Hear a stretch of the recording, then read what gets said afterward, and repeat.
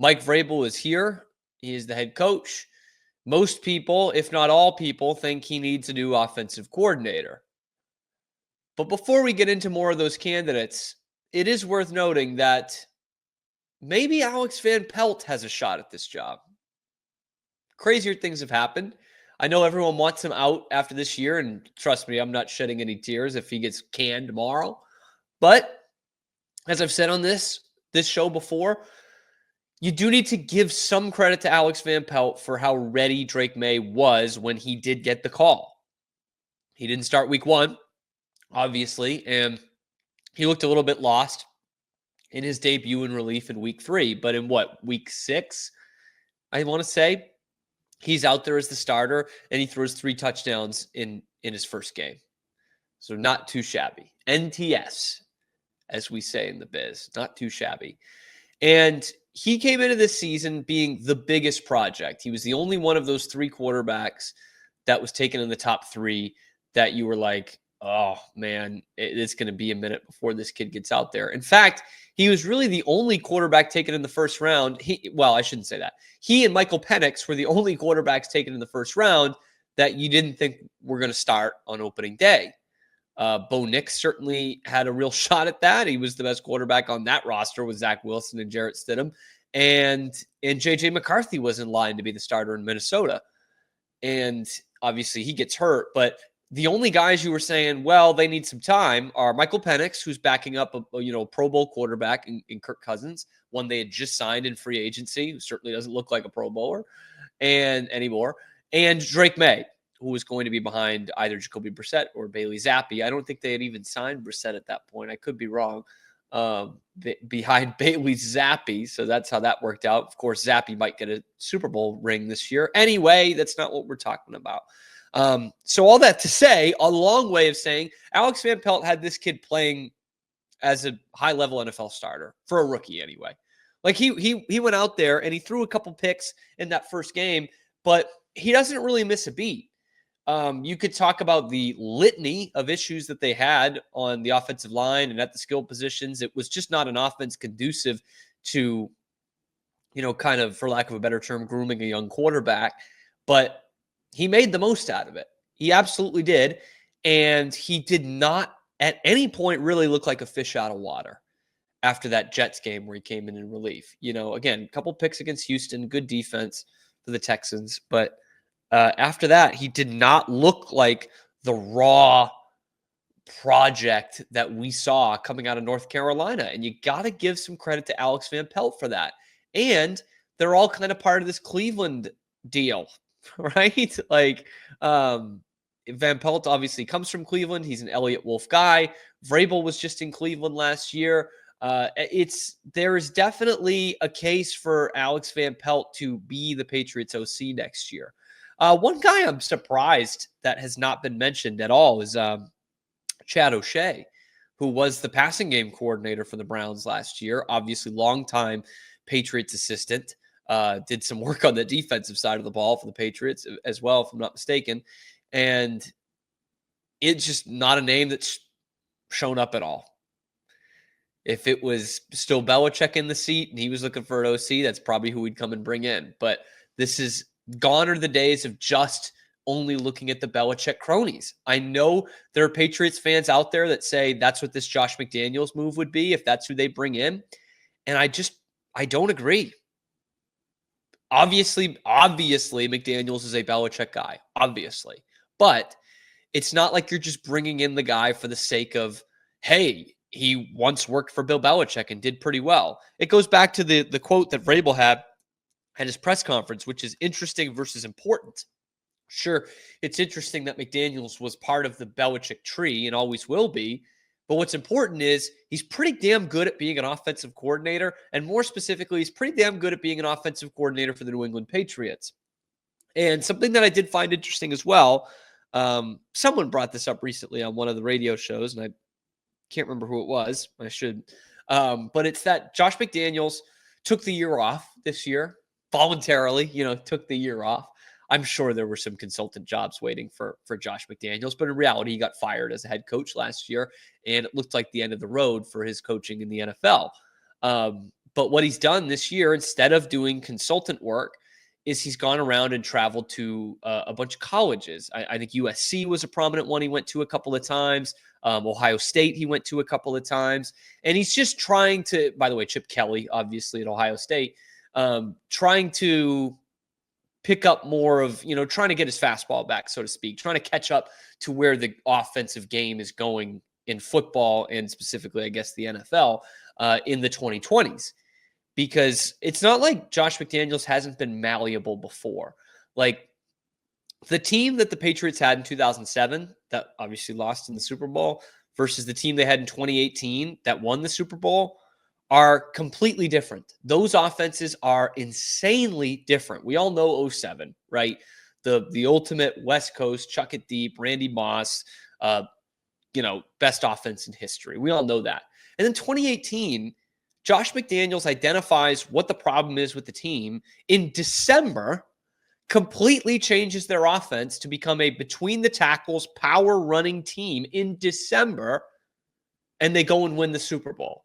So don't try to tell me that McDaniels is just, he's a thing of the past. Like he's clearly molded his game after what his team is and what the era is. And by the way, maybe his most impressive job was getting them to 7 wins in 2020, having an offense around Cam Newton's noodle arm that could actually score points in 2020. Josh McDaniels is a big reason for that.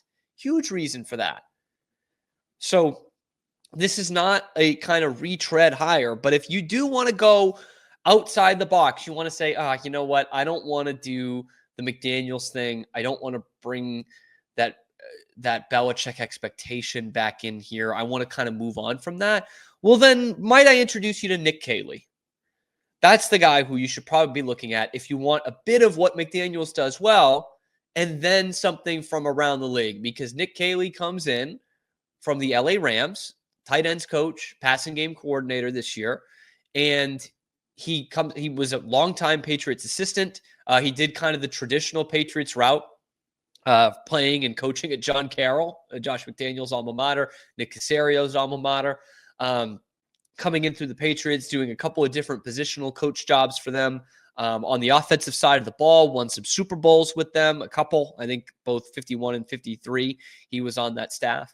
And then eventually kind of gets moved on from. He does not get, this is where the end of Belichick is a bad look.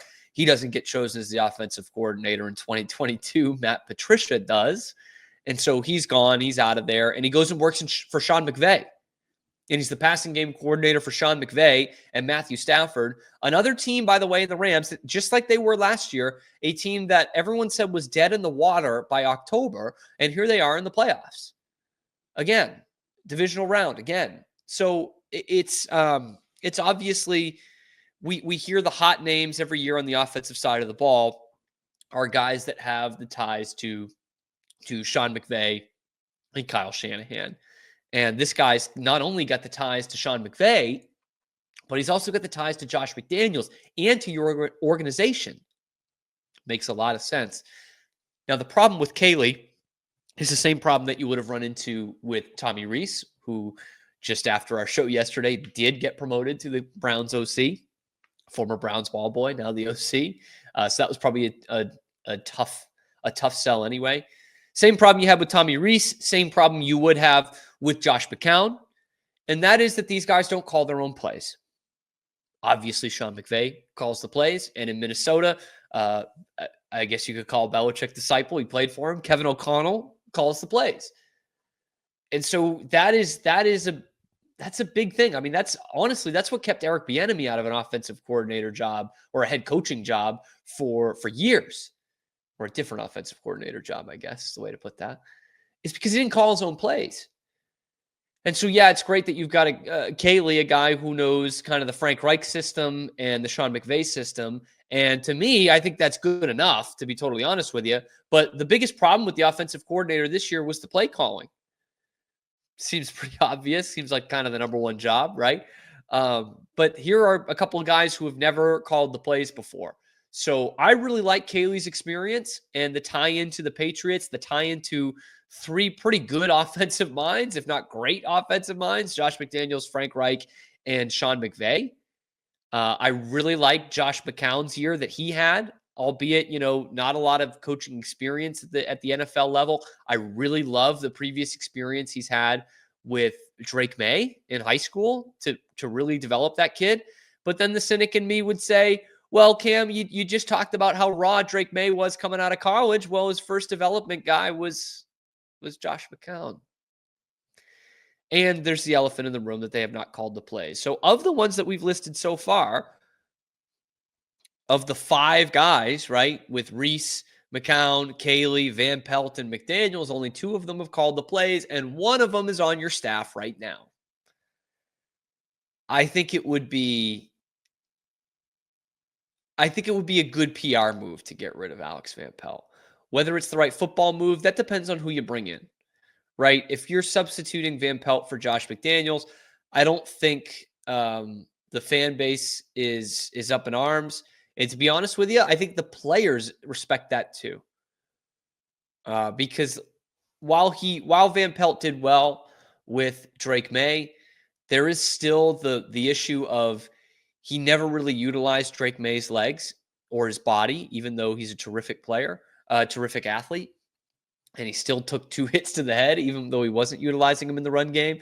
They couldn't establish any kind of run game at all. And their receivers did not get any better. Like, you went from the worst receiver room in the league to the worst receiver room in the league. There was just zero improvement on that end, and therefore zero improvement really for the offense throughout the season. So you had the most important part down in terms of getting Drake May ready to play, but outside of that, you didn't make anything better, anything. So I think Josh McDaniels can come in here and really make this offense what it needs to be. Because lest we forget, that was a bad Raiders team. Of course, they beat the Patriots in 22, that wild game. But that was a bad Raiders team, and they could run the heck out of the football. Josh Jacobs led the league in rushing that year. So there is still, like, Josh McDaniels, you're not going to have Scarnecchia in there, although that is the quote-unquote Belichick guy, obviously longtime Patriot guy before Belichick. That's the guy I would take in a second, but I don't think he's coming back. You don't need Dante Scarnecchia to fix the run game and the offensive line if you have Josh McDaniels in there, because he's done it before. He is obviously the best running teams that the Patriots have had were with Josh McDaniels as the OC, best since the 80s anyway, were with Josh McDaniels as the OC. So I talked myself into the Josh McCown thing. I probably prefer Nick Caley, even though that neither of them have called plays. But when I get bogged down into that and the play calling, then I'm just going to be led to Josh McDaniels every time. I don't know. I want you guys to tell me what you think down in the comments below, what you think of who the Patriots' next OC should be. Could it just be Alex Van Pelt? Do you just stick with Alex Van Pelt? I'm interested to hear what you guys have to say. Drop it down in the comments below. Be sure to like the video, subscribe to the channel. Really helps out a lot. Most of you watching are not subscribed. We've got fresh new Boston sports content coming out every day, live on YouTube at high noon Eastern time, and then, wherever you get your podcasts, and segments coming out here on YouTube. We are Rogue Media Sports. Hey, thanks for stopping by. And if you like this video, be sure to give us a like and subscribe. It really helps out the channel a ton. You can follow me on Twitter here for some more outrageous Boston sports takes coming to you every weekday at noon Eastern time. And then after that, wherever you get your podcasts. We are Rogue Media Sports.